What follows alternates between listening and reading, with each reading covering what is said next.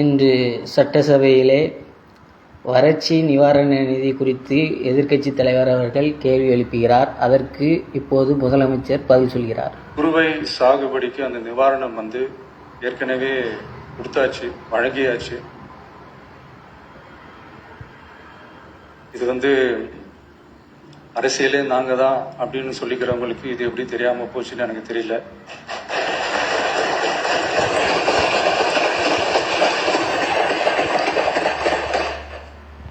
முன்ன பின்ன பேப்பர் படிச்சிருந்தா நாட்டில் என்ன நடக்குதுன்னு தெரிஞ்சிருக்கும்.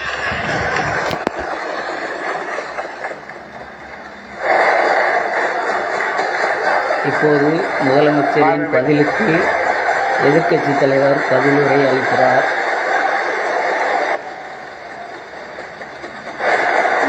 நன்றாக கவனமாக கேட்கவும்.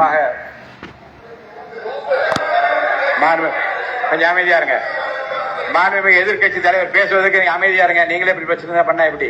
அமைதியா இருங்க, அவங்க பேசணும் சுருக்கமாக.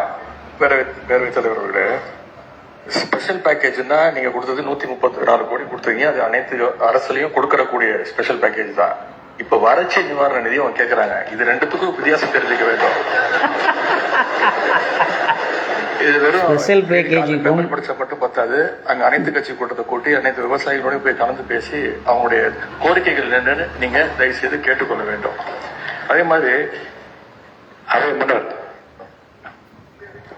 இப்போது அதற்கே பதில் சொல்கிறார் செங்கோட்டையன் அவர்கள். எதிர்கட்சி தலைவர்கள் இப்போது வறட்சி நிவாரணத்தை பற்றி சொன்னார்கள். செப்டம்பர் இறுதி வரையிலும் பார்த்துவிட்டு தான் வறட்சி நிவாரண பணிகளை ஆற்றுவது வழக்கம். அவை குறிப்பிடப்படுகிறது. வறட்சி நிவாரண நிதி வழங்கப்பட்டு விட்டது என்று சட்டசபையிலே முதலமைச்சர் என்பவர் பேப்பரை படித்து தெரிஞ்சுக்காங்க, என்னை கேட்டு பேப்பர் வாசிங்களான்னு கேள்வியை கேட்காரு. முதலமைச்சர் சொல்லுதாரு, நீங்கள் கொடுத்தது ஸ்பெஷல் நிதி, அது எல்லா அரசும் கொடுக்கக்கூடியது, அதை கொடுத்துருக்கீங்க. வறட்சி நிவாரண நிதி நீங்கள் கொடுக்கலங்கிறத ரொம்ப தெளிவாக சொல்லுதாரு.